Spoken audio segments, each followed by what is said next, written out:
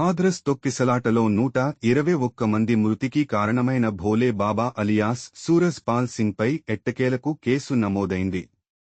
ప్రస్తుతం అతడు పరారీలో ఉండటంతో ఆచూకీ కోసం పోలీసులు గాలిస్తున్నారు. మరోవైపు సత్సంగ్కు అనుమతి తీసుకున్న దేశ్ ప్రకాష్ మధుకర్ను ప్రధాన నిందితుడిగా పేర్కొంటూ పోలీసులు ఇప్పటికే అరెస్టు చేశారు.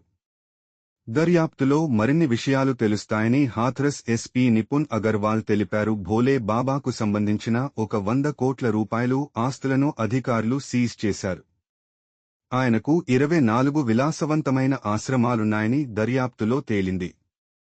ప్రత్యేక ప్రైవేటు సెక్యూరిటీ ఫోర్స్ కూడా ఉండటం గమనార్హం.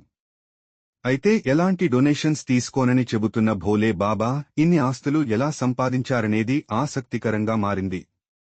యూపీలో ఈ బాబా నిర్వహించిన సత్సంగ్ కార్యక్రమంలో తొక్కిసలాట జరిగి 121 మంది మరణించారు.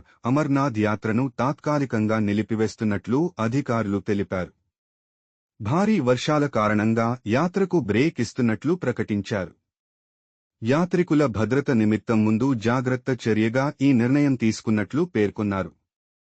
2 మార్గాల్లోనూ నిలిపివేసినట్లు స్పష్టం చేశారు. మరోవైపు గుహలోని మంచు శివలింగం కరిగిపోతున్నట్లు వార్తలు వస్తున్నాయి. గత వారంలో అత్యధిక ఉష్ణోగ్రతలు ఉండటంతో కరిగిపోతున్నట్లు సమాచారం.